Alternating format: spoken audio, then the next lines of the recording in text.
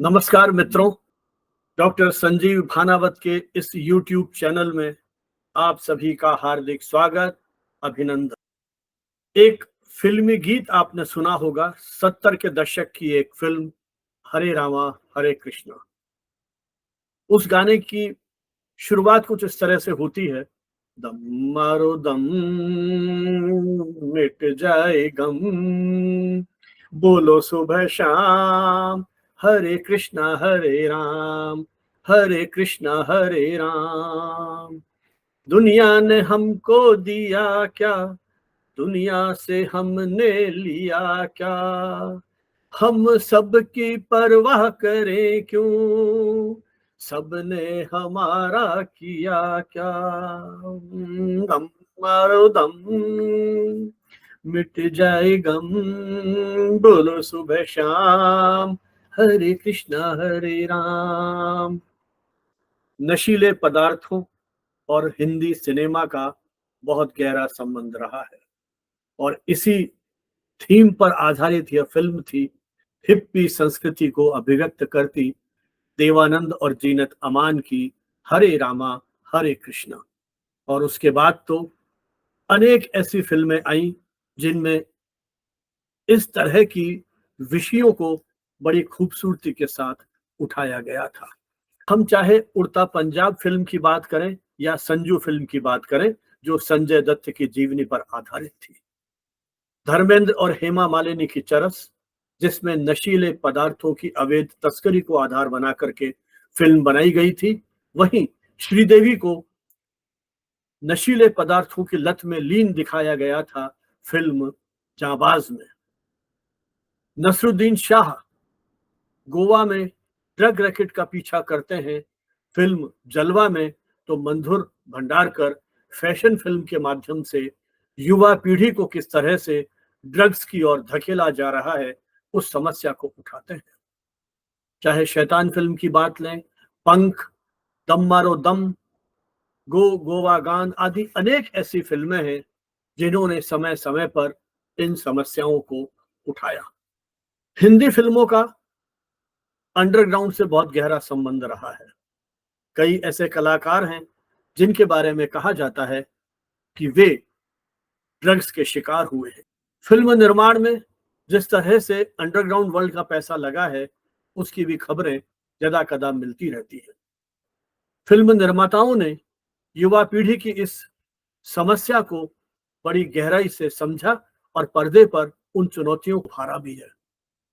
भारत दुनिया का जनसंख्या की दृष्टि से सबसे बड़ा देश है और इन मादक पदार्थों के सेवन से वर्षों से जूझ रहा है। इस जून को अंतर्राष्ट्रीय नशा निषेध दिवस, जिसे अंग्रेजी में international day against drug abuse and illicit trafficking कहा जाता है।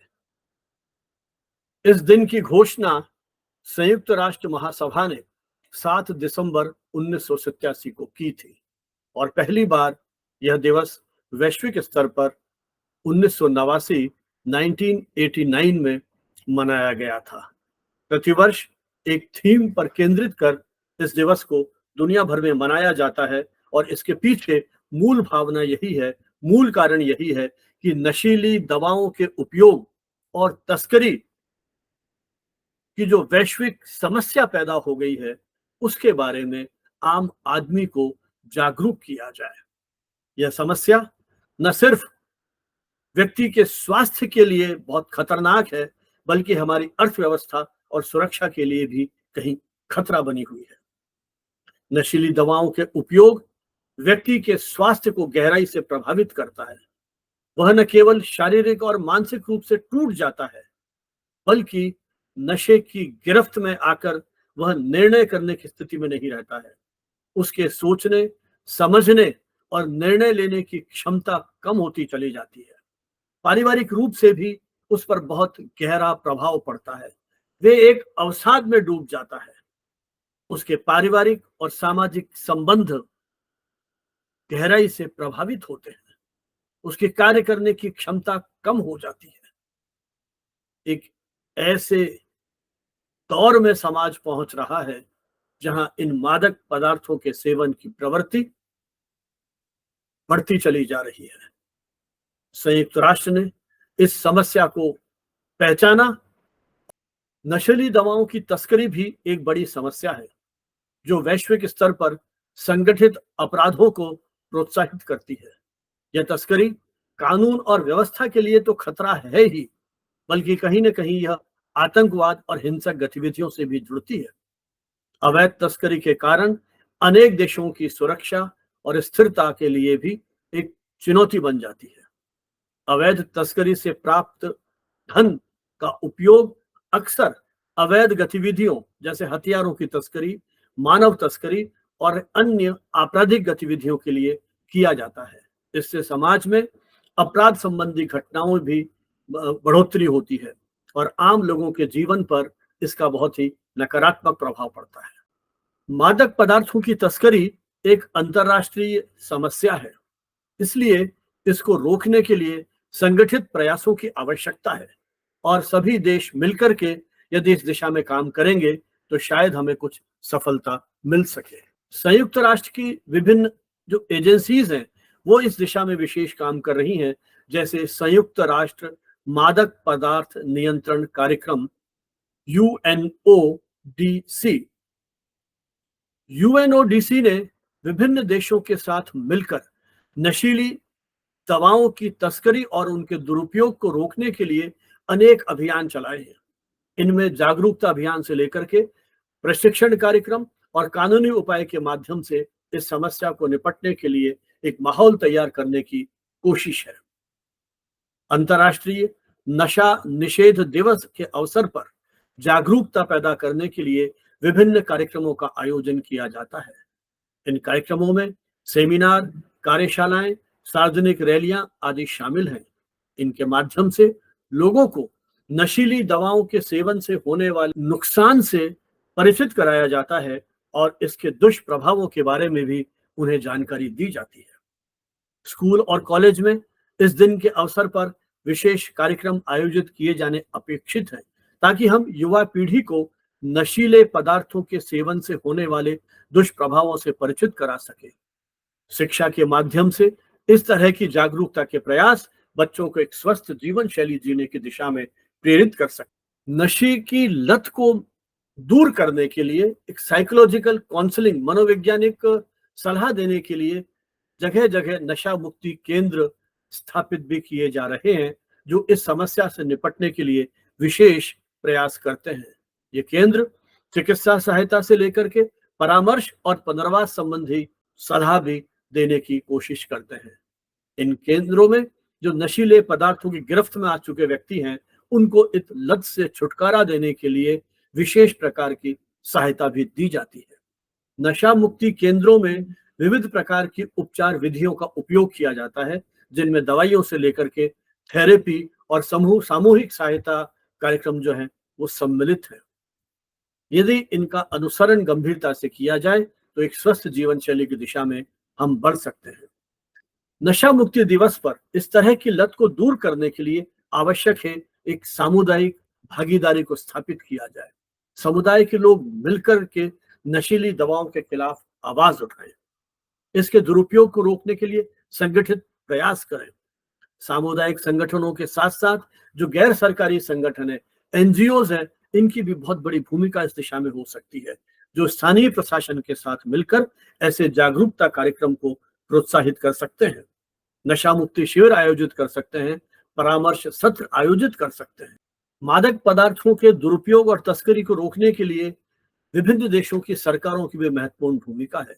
हालांकि अधिकांश देशों में इस तरह के कानून बने हुए हैं, लेकिन आवश्यकता है इन कानूनों को सख्ती से क्रियान्वित करने का प्रयास किया जाए। केवल कानून से समस्या हल होने वाली नहीं है, इसके लिए हमें विशेष जागरूकता भी पैदा करनी होगी।